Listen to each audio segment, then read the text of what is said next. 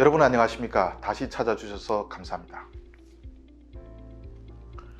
제가 지난달에 중국이 김정은의 현금 수송 차량을 빼앗았다는 정보와 또 코로나를 막는다면서 황당한 방침을 하달했다는 내용의 유튜브 방송을 했습니다.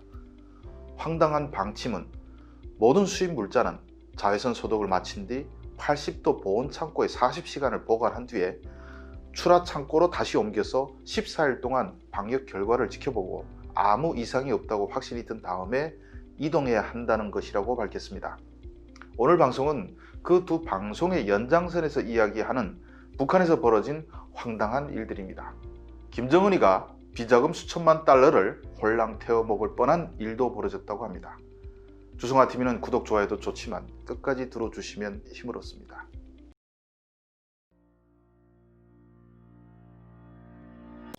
제가 알아보니 80도 보온 창고를 모든 세관과 황해 11월 중에 세우라는 지시는 떨어진 지 몇 달 되지 않았지만 북한의 관문인 신의주 세관 같은 곳에선 이미 오래전부터 그런 내용이 지침으로 하달돼 80도 유지하는 창고를 만들었다고 합니다. 물론 방침이 하달되기 전까지는 크게 만들지는 못하고 그냥 차 한두 대분의 물자가 들어갈 수 있는 작은 크기로 지었습니다.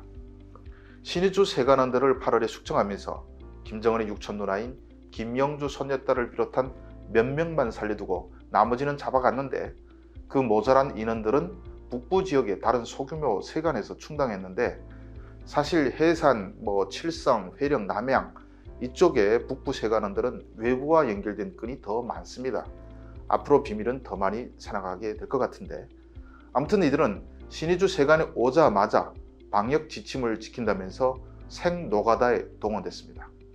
그런데 모든 물자를 내려서 풀어놓은 뒤 창고에 넣고 자외선 소독을 하고 또 이동시켜서 80도 창고에 넣고 하면 시간이 얼마나 걸리겠습니까?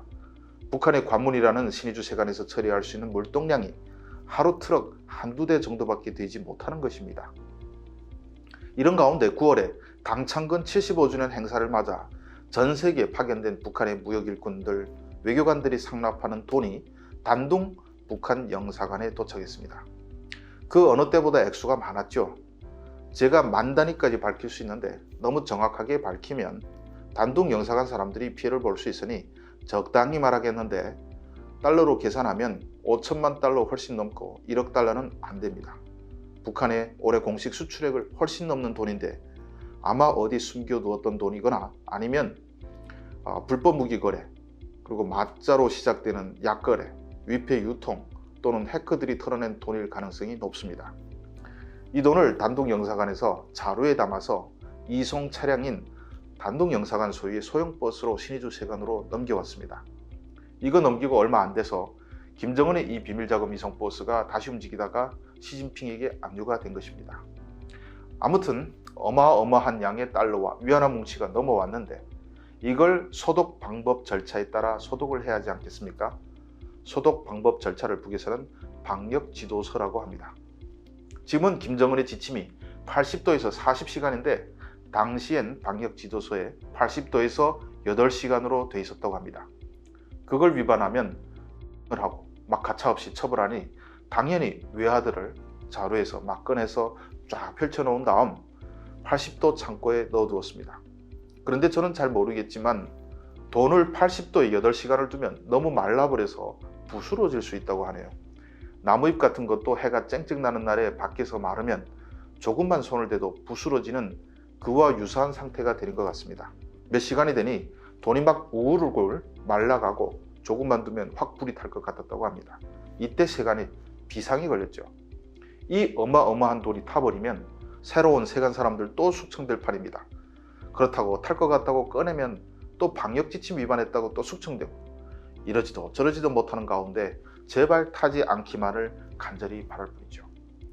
다행히 8시간이 지나도 타지는 않았다고 합니다. 그런데 지폐가 너무 말라서 이걸 묶어서 툭 치면 부스러지는 것입니다. 정말 겨우겨우 또 묶었는데 이런 지폐는 이미 상태가 좋지 않은 부류에 들어갑니다. 북한 암시장에서도 지폐가 빳빳한 새 것이면 제 가격을 쳐주지만 상태가 좋지 않으면 10%쯤 할인에 거래되는데 방역 지도서대로 소독한 달러와 위안화 지폐가 딱 그 상태가 된 것입니다.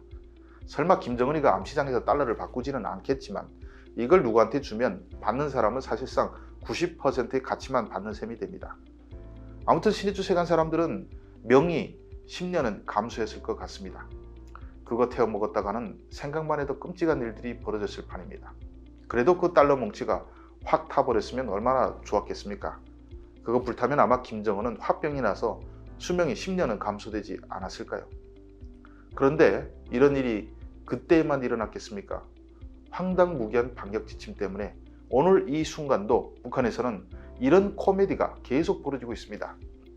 내년 통일부 예산을 보면 코로나 대응을 비롯한 보건의료협력 등 남북 민생협력 분야에 예산이 올해보다 13.7%, 액수로는 620억 원이 증액됐습니다.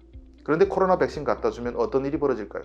남조선 귀래들이 준 것을 믿을 수 없다면서 이걸 또 80도에서 40시간 가열하는 천국이 벌어지지 않을까요? 물자를 주더라도 상대가 얼마나 황당한 자인지는 알고 줘야지 그 아까운 것들을 망치게 놔두면 안 되겠죠. 오늘 막대한 달러까지 태워 먹을 뻔한 황당한 일화를 통해 멍청한 김정은이 만든 방역 지도서라는 것이 존재하는 한 북한은 줘도 받아먹을 상황이 아니라는 것을 우리 당국이 알았으면 좋겠습니다. 시청해 주셔서 감사합니다.